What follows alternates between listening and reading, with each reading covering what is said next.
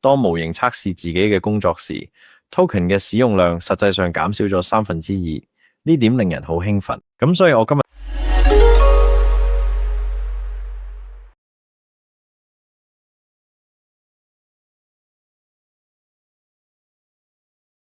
我哋希望模型可以好擅長檢查自己嘅工作，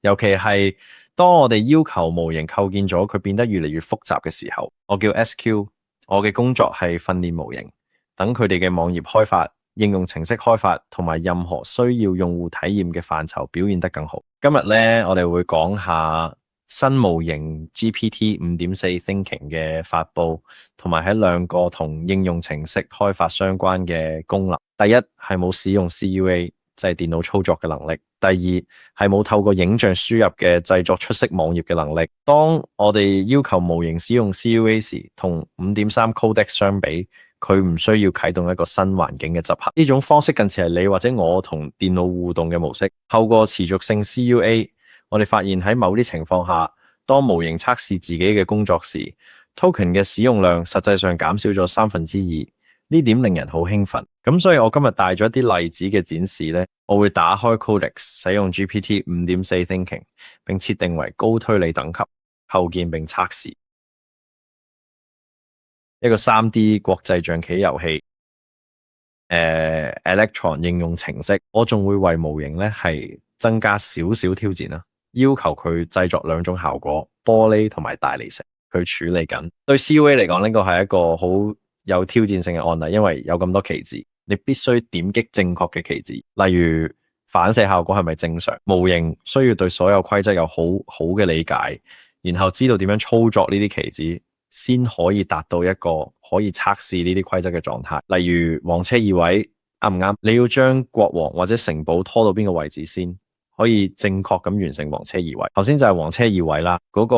係食過路兵，佢而家做緊咩？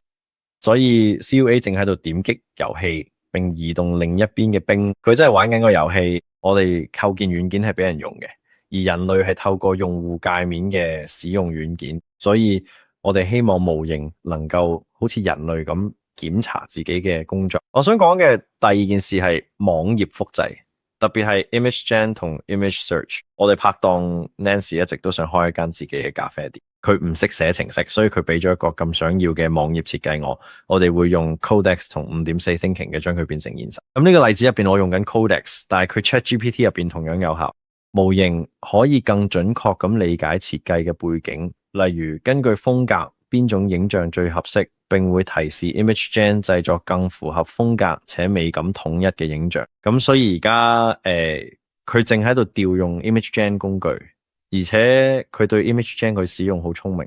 因為生成影像需要一啲時間，咁所以佢實際上係同時生成呢4張影像，呢點好犀利。而家模型可以透過 CUA 嘅檢查自己嘅工作。CUA 喺呢度做嘅係打開影像進行檢查，再打開網頁查看，將兩者並排對比，確保製作出嚟嘅網頁同我輸入嘅影像盡可能接近。透過呢次更新，工作變得更平、更有效率，最終亦都能幫你做得更好。